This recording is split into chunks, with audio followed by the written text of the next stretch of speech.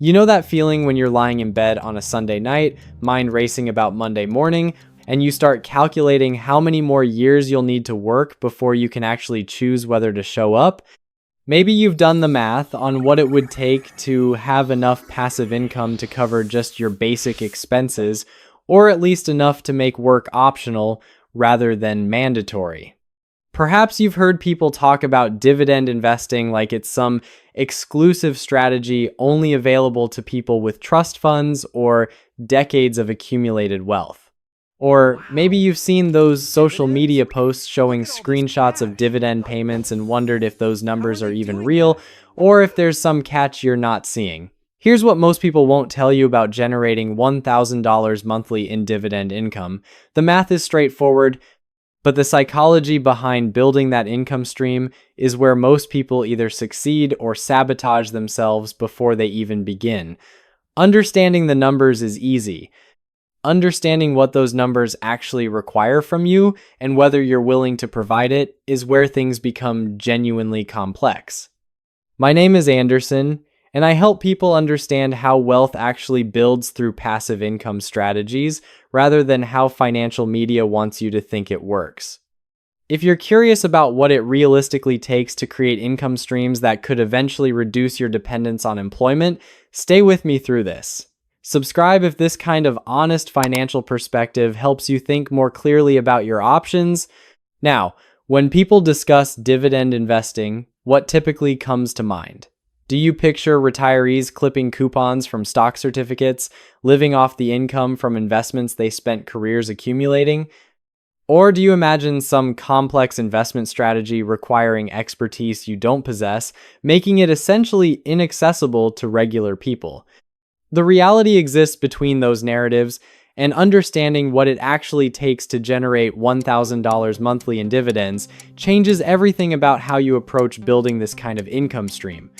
Because here's the contrarian truth that might initially disappoint you. Reaching $1,000 monthly in dividend income isn't some revolutionary strategy that will transform your finances overnight. It's a slow accumulation process that requires substantial capital, considerable patience, and understanding of trade-offs most people never consider. But that doesn't make it impossible. It just makes it honest. And honesty about what's required is far more valuable than false promises about easy passive income. The amount of money you need to generate $1,000 monthly depends entirely on something called dividend yield, which represents the percentage of your investment that gets returned to you annually as dividend payments. Think of it like this. If you deposit money in a savings account paying 2% interest, you know precisely what you're receiving. Dividend yields function similarly, except instead of interest from a bank, you're receiving payments from companies sharing portions of their profits with shareholders. But here's where most people make their first critical error, and it's an error that can cost them years of progress or substantial losses. Not all dividend yields are created equally, and chasing the highest yield you can find is like selecting a vehicle based solely on advertised fuel economy without considering whether the vehicle will actually get you where you need to go. Let me paint this picture clearly.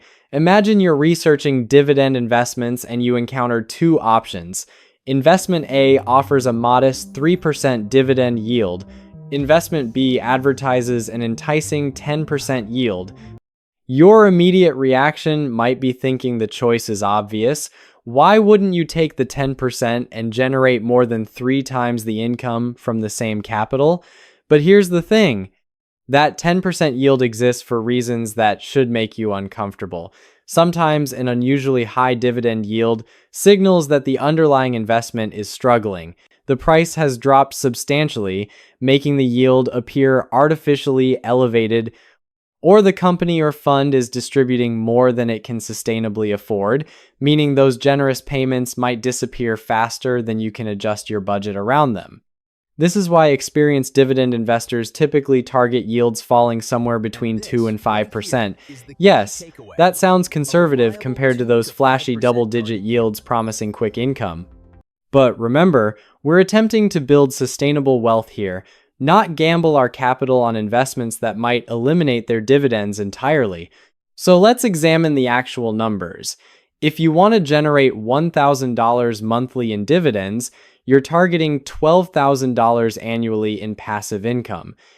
Depending on which dividend yield you're targeting, the capital required varies dramatically. And I mean dramatically. Let's start with a conservative, reliable approach. Say you invest in a broad dividend-focused index fund yielding approximately 3% annually. This represents the kind of investment holding stable, established companies. The boring but dependable type that have distributed dividends for decades. Think of companies providing essential services or products that people need regardless of economic conditions. These aren't the exciting investments making headlines, but they're the ones continuing to pay you consistently year after year.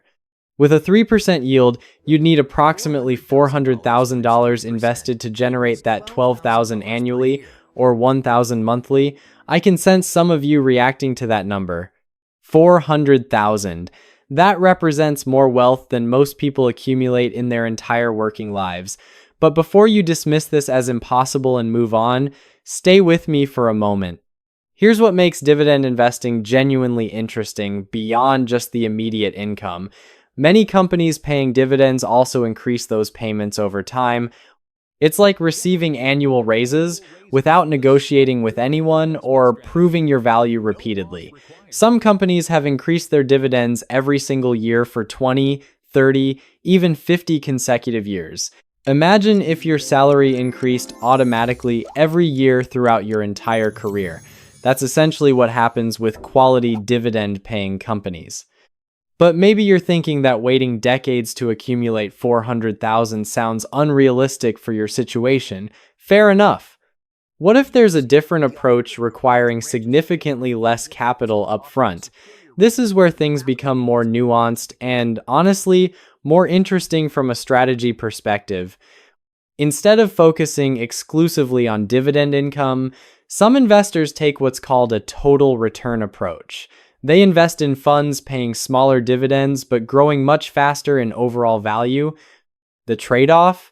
You'll need more patience and you'll need to think differently about generating that monthly income. Consider this scenario.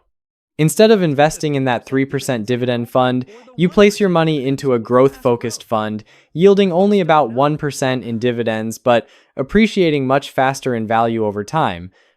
With this approach, you'd need closer to $1.2 million to generate $1,000 monthly in pure dividends. That sounds absurd initially, right? But here's what makes this interesting. Because these investments grow substantially faster in value, you might actually reach your income goals sooner by occasionally selling small portions of your holdings rather than relying solely on dividend payments. You're generating income through strategic withdrawals rather than just dividends. I know what you're thinking. That sounds complicated, and I thought we were discussing passive income. You're absolutely right to question this. The appeal of true dividend investing is its elegant simplicity. You purchase the investments, they distribute payments to you, and you sleep comfortably knowing companies are working to compensate you for ownership. There's something deeply satisfying about earning money while you're literally doing nothing else, living your regular life while payments arrive automatically. Then there's the middle ground, which honestly might represent the smartest approach for most people. What if you invested in something tracking the overall stock market? You'd receive a combination of dividend income and growth potential, essentially splitting the difference between the conservative dividend approach and the aggressive growth strategy. With this balanced approach targeting approximately 1.5% dividend yield, you'd need roughly $800,000 to generate your $1,000 monthly dividend income. Still substantial, but notably less than the growth-only approach, and you'd benefit from the market's historical tendency to increase in value over extended periods. Now, I haven't even mentioned some of the more specialized approaches that could potentially get you to that 1,000 monthly target with less capital invested. But they come with their own distinct sets of risks and considerations that we need to explore carefully because this is where dividend investing transitions from straightforward to genuinely complex. Let me tell you about some of these specialized approaches because this is where things become simultaneously more interesting and more dangerous. One popular strategy involves sector-specific investing, which essentially means concentrating your capital in one industry and hoping that industry performs well consistently. Utility companies, for example, often offer dividend yields around 4 to 5%, which means you'd only need approximately $250,000 to reach that 1,000 monthly target. Sounds considerably more achievable, right? Well, consider what happens when you concentrate your investments in a single sector. You're essentially making a sustained bet on that entire industry's performance. Sometimes this works brilliantly. Other times, you learn expensive lessons about the value of diversification. Utility companies might pay generous dividends during stable periods when demand is predictable and regulations are favorable. But when conditions shift, whether through regulatory changes, technology disruptions, or economic pressures, those dividends can decrease or disappear entirely. Real estate investment trusts offer another avenue worth understanding. These are essentially companies owning and operating income-producing properties, and they're legally required to distribute most of their profits as dividends. It's like being a property owner without handling tenant issues or maintenance emergencies at inconvenient times. Many REITs offer yields in the 4 to 6% range, which could get you to your 1,000 monthly goal with anywhere from $200,000 to $300,000 invested. But here's where REITs become interesting and somewhat complicated. They're sensitive to interest rate fluctuations, economic conditions, and the overall health of property markets. When the economy is performing well, REITs often deliver excellent results. When economic conditions deteriorate, they can test your patience and your commitment to this income strategy. Then there's the individual stock approach, which is where things become genuinely interesting and potentially genuinely dangerous depending on your knowledge and discipline. This is like deciding to become your own portfolio manager, except you probably don't have research teams and sophisticated analytical tools at your disposal. Some individual dividend-paying stocks offer yields of 6, 7, or even 8%, which means you could theoretically reach that 1,000 monthly target with as little as $150,000 to $200,000 invested. Sounds tempting, doesn't it? But here's the reality worth understanding. When you're investing in individual stocks, you're placing substantial faith in the management teams and business models of a limited number of companies. Sometimes this works spectacularly well. Other times, you wake up one morning discovering that your high-yielding dividend stock has eliminated its dividend by 50% because the business isn't performing as well as projected. I've watched investors chase high-yielding individual stocks like they're chasing the latest trend everyone's discussing, only to end up disappointed when the results don't match the promises. The appeal is obvious. Who wouldn't want to generate more income with less capital invested? But the risk becomes equally obvious once you start examining what actually happens to companies paying unsustainable dividends. This brings us to a crucial concept that most people completely overlook when they start imagining dividend income: sustainability. It's insufficient to find investments paying high dividends today. You need investments that can maintain paying those dividends tomorrow, next year, and ideally for decades ahead. Think about it this way. If you're planning to rely on dividend income, you're essentially entering a long-term relationship with these companies. And just like any relationship, you want partners who are reliable, stable, and likely to remain committed for the duration. You don't want to discover one day that they've changed completely, taking your monthly income with them. This is why many successful dividend investors focus on what are called dividend aristocrats. Companies that have increased their dividend payments for at least 25 consecutive years. These represent the most reliable dividend payers, steady, dependable, and unlikely to surprise you with dramatic changes. Companies like these have maintained and increased dividends through recessions, market crashes, and various economic disruptions. But here's something that might surprise you about these ultra-reliable dividend payers. They often don't offer the highest yields. A company with decades of consistent dividend increases might only yield around 2.5 to 3%, which means you need roughly $400,000 invested to generate your $1,000 monthly. But the trade-off is that this dividend income is extraordinarily reliable and tends to grow over time, which brings me to someone I'll call Thomas, because his experience illustrates these concepts perfectly. Thomas started dividend investing at 35, with $40,000 accumulated through disciplined saving. He initially felt frustrated because at a 3% yield, his $40,000 was only generating $1,200 annually, barely $100 monthly. Thomas watched friends discussing cryptocurrency gains and stock trading successes, feeling like he was missing out on faster wealth building.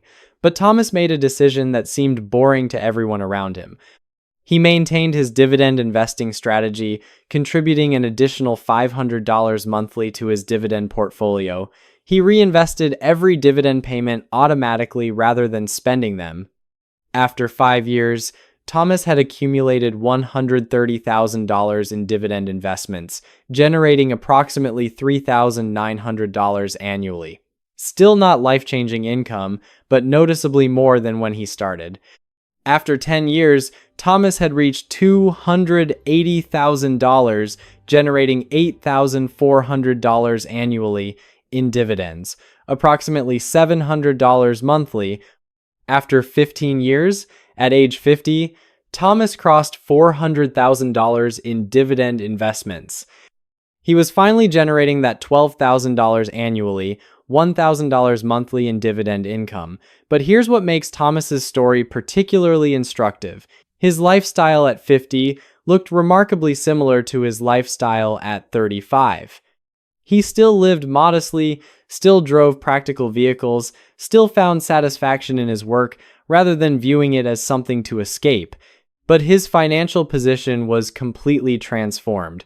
Thomas possessed what some people call options, the freedom to make career decisions based on factors beyond just compensation. When his company implemented policies he disagreed with, Thomas could consider alternatives without financial panic. When opportunities arose to reduce his hours or pursue different interests, Thomas could evaluate them based on fulfillment rather than survival necessity. This is the psychological shift that happens when you build sustainable passive income. It's not that you necessarily stop working or dramatically change your lifestyle. It's that you engage with work and life from a completely different position. You're choosing your path rather than being forced down it by financial necessity. But here's where many people sabotage themselves with dividend investing, and it's a mistake that costs them years of progress. They become so excited about receiving dividend payments that they spend them rather than reinvesting them. It's like planting seeds and then eating them instead of allowing them to grow into plants producing more seeds. When you reinvest dividends, you're essentially instructing your money to generate more money while you focus on other aspects of your life. It's the closest thing to actual multiplication that exists in investing, yet most people treat dividend reinvestment like an optional feature rather than the wealth-building mechanism it actually represents. Let me give you a reality check about what reinvesting dividends actually means for your journey to that $1,000 monthly target. Say you start with $60,000 invested in a 3% yielding fund. In the first year, you'll earn about $1,800 in dividends. Not exactly transformative income, but here's where it becomes interesting. If you reinvest those dividends instead of spending them, you now own $61,800 worth of investments. The following year, your 3% yield is calculated on the larger amount, generating even more dividends to reinvest. This might sound tedious in terms of excitement, but the mathematics work relentlessly in your favor. After 10 years of reinvesting dividends, that original $60,000 investment could be worth approximately $80,000, now generating over $2,400 annually in dividends. After 20 years, you're looking at close to $108,000 in total value, producing over $3,200 yearly in dividends. And remember, this assumes you never add another dollar to your original investment. Now, imagine combining this reinvestment strategy with regular monthly contributions. Suddenly, that seemingly impossible 400,000 target starts appearing substantially more achievable. It's like compound growth decided to work full-time, making you wealthy while you sleep. But here's something nobody discusses when fantasizing about dividend income: taxes. I understand taxes are approximately as enjoyable to discuss as dental procedures, but ignoring them is like planning a cross-country trip and forgetting you'll need fuel. Depending on where you hold your dividend-paying investments, tax authorities will want their portion of your monthly 1,000. If you're holding these investments in regular taxable accounts, those dividend payments are generally considered taxable income. Some dividends qualify for preferential tax treatment, meaning they're taxed at lower rates, but you still need to factor this into your calculations. $1,000 in gross dividend income might only leave you with $700 to $800 after taxes, which means you actually need to generate closer to $1,300 monthly to net your target amount. This is where tax-advantaged accounts become extraordinarily valuable.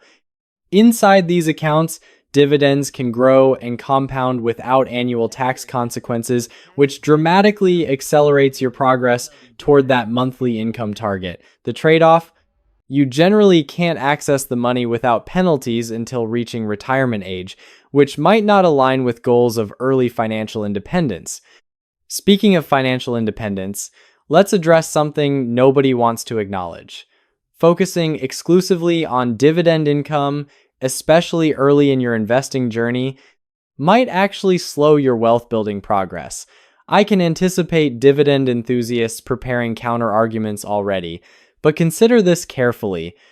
Companies paying high dividends are essentially taking money they could use to expand their business and distributing it to you instead.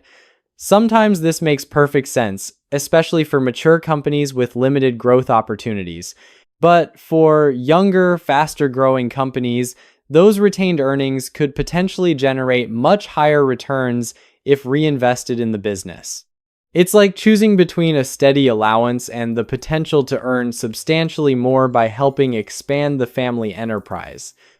This is why many financial experts suggest focusing on total return rather than exclusively dividend income, especially when you're decades from needing the money. Instead of requiring $400,000 to generate $12,000 annually in dividends, you might only need $250,000 invested in growth-focused investments. You'd achieve the same $12,000 yearly by occasionally selling small portions of your holdings, and you'd likely reach that $250,000 target considerably faster than the $400,000 dividend-focused target. But I understand the appeal. There's something psychologically satisfying about receiving actual dividend payments that you can't replicate from watching account balances grow. It feels more tangible, more real, like being compensated for doing absolutely nothing. And honestly, that psychological component shouldn't be completely dismissed. If receiving dividend payments keeps you motivated to maintain your investing plan, that emotional benefit might justify more than the potential mathematical advantages of pure growth investing. The key is understanding what you're trading and making that choice consciously rather than accidentally. So there you have it, the honest calculation for generating $1,000 monthly in dividends. Whether you need $400,000 for that reliable 3% yield, or you're willing to accept more risk with specialized approaches requiring less capital, the path exists. It's not hidden or exclusive or reserved for people with special advantages. The real question isn't whether you can build this passive income stream. The real question is whether you're willing to start today with whatever capital you have available rather than waiting for some perfect moment that never arrives. Because here's what nobody tells you about dividend investing. Every reliable dividend-paying company in someone's portfolio started as someone's first investment. Your future self isn't expecting perfection from you. Your future self is hoping you'll start, even imperfectly, even with limited capital, and maintain consistency across decades despite market volatility and temporary setbacks. If you can provide that persistence, even modestly, you'll look back years from now understanding why you started when you did, rather than waiting longer.